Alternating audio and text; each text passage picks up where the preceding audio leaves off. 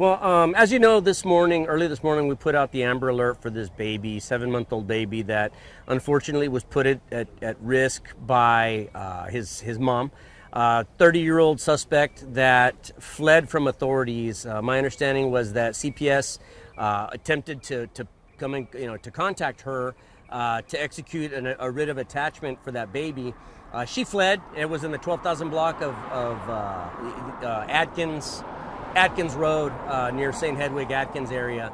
She fled into the woods and unfortunately was able to elude authorities. For a while now, we've been looking for her. This morning, deputies were following up on an address that we felt was associated with her. And they came here, they checked, and she was found and taken into custody without incident. Thankfully, the baby was also found safe and sound for the most part. He had a little bit of some scratches on his arm where it looks as she was running through the woods. It looks like a vine or something wrapped around his arm and cut him up.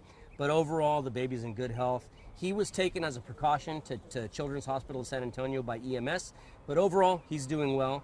The mom is with our investigators right now. She is being questioned, and at present, I can tell you she's most likely going to be facing charges for obviously child endangerment, evading arrest, but as well as interference with child custody because that baby is now considered to be in the custody of CPS.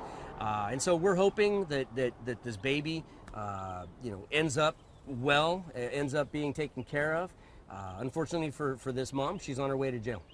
You were mentioning to me about drug use, and that's why CPS is getting involved. Can you tell me a little bit more about that? Sure. Initially, my understanding is the reason CPS became involved in the life of this baby is because we had information that the mom had a history of drug use around the baby, in front of the baby, and was bringing others around the baby that were also involved in that same lifestyle. Obviously, something like that is a high-risk lifestyle for the user, but certainly for any babies that are in that situation. So obviously a much less than ideal situation for the baby. That caused CPS to get involved. And unfortunately, this young lady decided to run away with the baby, and in doing so, caused further injury to the baby. And so we're happy that these scratches, it could have been much worse. We're happy to be able to get this baby into custody. Do we know where the father or another guardian is of the child? I don't have any information on the father. What I was told just now is that there are additional babies, additional children from the same mom that in the past have also been taken by CPS for similar deals. Clearly this young lady is somebody that has a history of putting her children at risk. I don't know what the rest of the process looks like for her. Thankfully, I'm happy that the baby's safe and sound for the most part today. She fled on foot about less than 10 and landed about 10 miles away. Yeah. Any idea?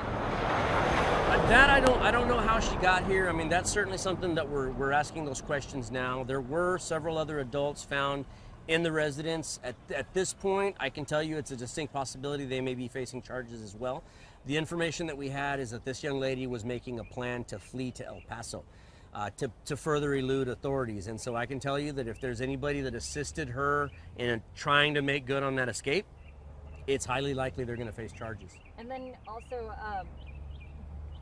could the three other adults that were detained, could they also be facing drug use charges as well? It's possible. Once we get into this residence, if we're able to find drugs or anything else illegal, absolutely, it's possible they're going to face charges.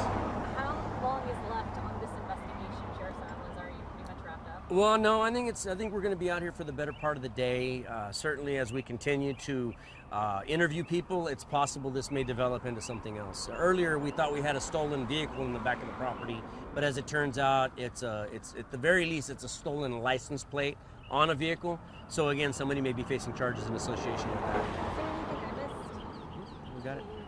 Where was she found and located? She was found inside the residence, with the baby and taken into custody without incident.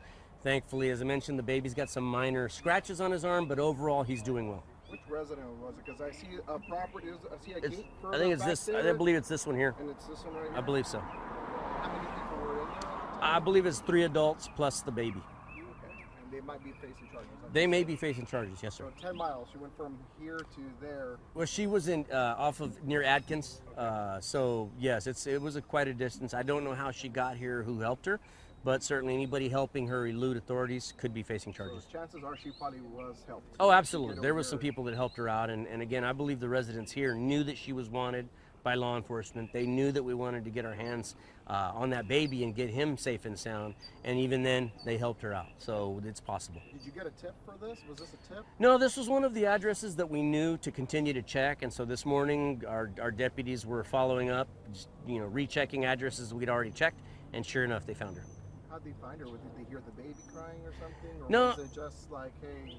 I believe they just came here, they made contact, and then I'm not sure exactly what led them to physically put eyes on the baby, but thankfully the baby's safe and sound now.